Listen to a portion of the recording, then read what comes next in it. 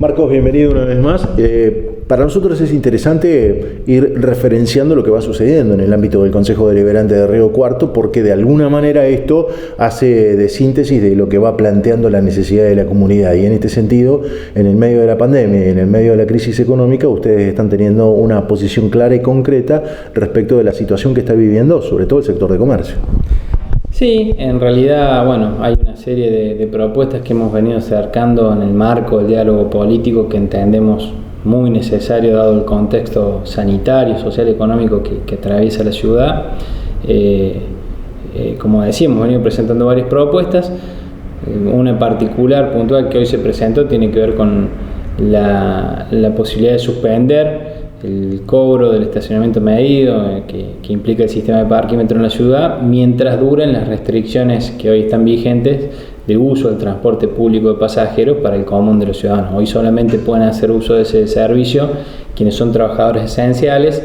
y eso obliga a un montón de trabajadores, comerciantes, vecinos en general a tener que moverse sí o sí en sus vehículos particulares o incluso coordinar para llegarse hasta el centro en un vehículo particular entre varios y disponer de plata que hoy no abunda, no sobra, a lo mejor para estar 4, 5 o hasta 8 horas, si esa es la jornada laboral,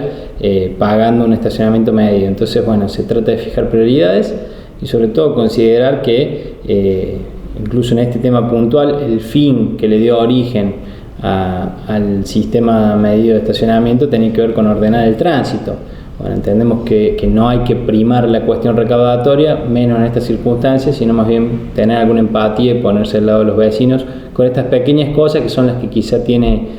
capacidad de influir o de decidir el municipio, que hacen por lo menos un alivio en el bolsillo de los vecinos de la ciudad. El planteo es concreto y seguramente debería poder pensarse además que en la medida que se tomaran medidas de estas características, teniendo en cuenta la situación extraordinaria de pandemia, debería quedar vigente para que cuando volvamos a fase 1 se aplicara, ¿no?, en el tiempo. ¿Cómo repercute esto en los pares, en los otros bloques?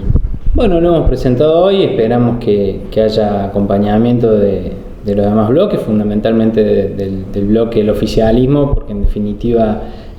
siempre que la oposición hace una propuesta depende sí o sí del acompañamiento al menos de algunos concejales del oficialismo para que los proyectos puedan tener viabilidad y ser aprobados.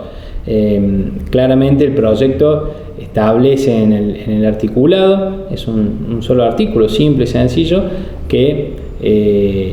cada vez que se suspenda el uso libre o el acceso libre al transporte público de pasajeros, automáticamente se suspenda el cobro del estacionamiento medio. Es decir, el 18 de junio, si termina esta medida y se habilita de nuevo, queda liberado y se cobra el estacionamiento medio, se vuelve a fase 1, se vuelve a restringir el uso del colectivo para los ciudadanos que no son esenciales, vuelve a habilitarse la suspensión, digamos, del cobro del estacionamiento medio. Ese es el espíritu para ir acompañando y equilibrando lo que va sucediendo en la ciudad con las restricciones.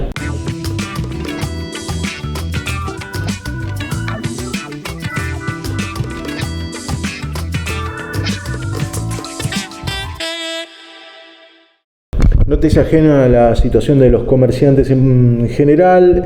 conoces y recorres como ciudadano y habitante de la ciudad los distintos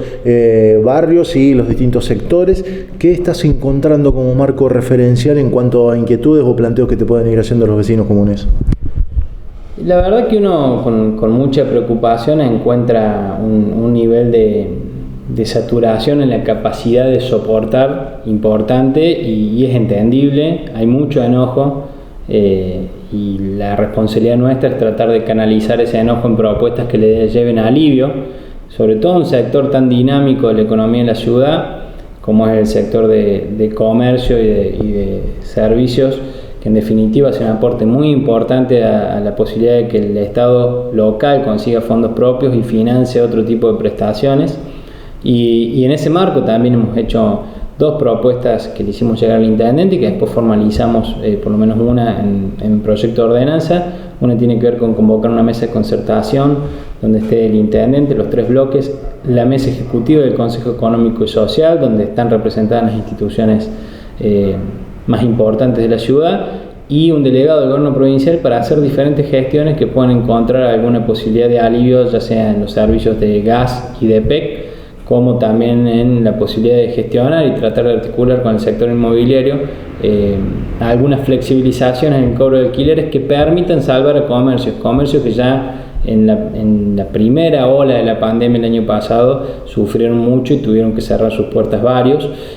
lo cual impacta directamente en las posibilidades de economía formal de la ciudad y desarrollo económico de la ciudad, y que de alguna manera nosotros queremos evitar. Esa mesa de concertación, y por otro lado un fondo de 250 millones de pesos, que consideramos es el 3% del presupuesto que está aprobado, y que entendemos que en este contexto extraordinario de emergencia sanitaria y económica puede servir a los fines de darle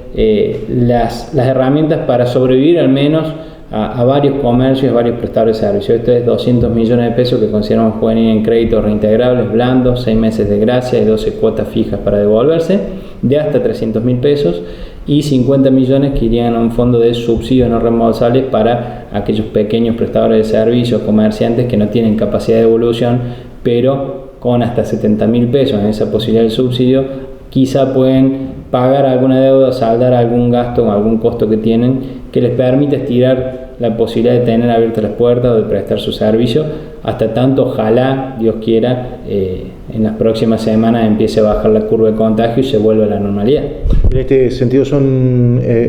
¿tienen expectativa favorable? ¿Lo pudieron hablar con las autoridades de la municipalidad, especialmente con el área de economía, que es la que va a poner la posibilidad de que se viabilice o no este crédito? Lo hemos hablado, ellos han presentado una contrapropuesta que se ha hecho pública, a nuestro juicio es insuficiente, plantean un fondo de 4,5 millones contra los 250 millones de pesos que planteamos nosotros en créditos reintegrables de hasta 30.000 pesos. Nosotros claramente anticipamos ante esa presentación de que valoramos la predisposición a hablar sobre el tema que habíamos propuesto en su momento nosotros, pero nos parecía insuficiente porque 30.000 pesos en muchos casos no alcanza ni para pagar la luz. Nos plantearon la posibilidad de que esto estuviera acompañado con el esfuerzo que hace la provincia, sumando los dos, si alguien accediera a los dos beneficios llegaría a 100.000 pesos, porque son de monto de hasta 70.000 los que ofrece la provincia, lo cual en muchos casos me parece que es insuficiente y que no alcanza a darle herramientas a los comerciantes o a los prestadores de servicios para salir de la crisis en la que están. Es una cuestión que está en discusión, no vamos a abandonar el diálogo político, porque en este momento y en este contexto creemos que es fundamental. Esperemos que entre las dos propuestas salga algo más cercano a una postura intermedia, que al menos ofrezca la garantía de que algunos pueden sobrevivir con esa herramienta. Si no estamos resolviendo nada, no estaría sirviendo la herramienta, y me parece que en eso hay que hacer un esfuerzo.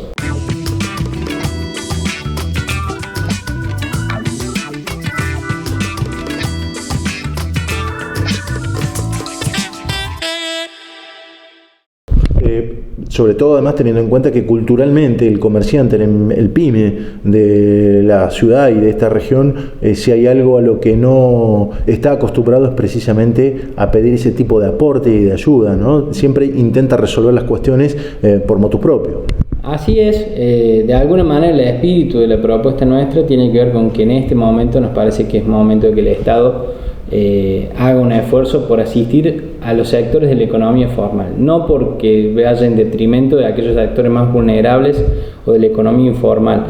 En todo caso, ahí hay políticas nacionales, provinciales e incluso un presupuesto municipal que también, y nos alegra mucho, se anunció en los últimos días que iba a ser reforzado por parte del municipio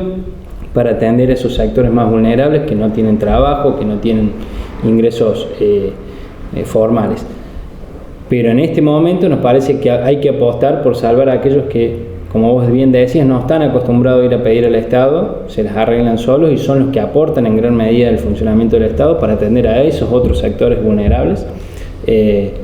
Y sobre todo ofrecer en un país donde el acceso al crédito es muy difícil y muy caro, una alternativa que les dé una herramienta, incluso a través de la devolución, pero con una tasa cero, digamos, y con una ventaja comparativa muy grande con lo que ofrece el mercado financiero privado a los comerciantes, de tener una posibilidad de subsistir algunos meses más y esperar a que las cosas se ordenen y que después vuelvan a trabajar por sí mismos y a ganarse su salario y sus ingresos por sí mismos como lo han hecho toda la vida.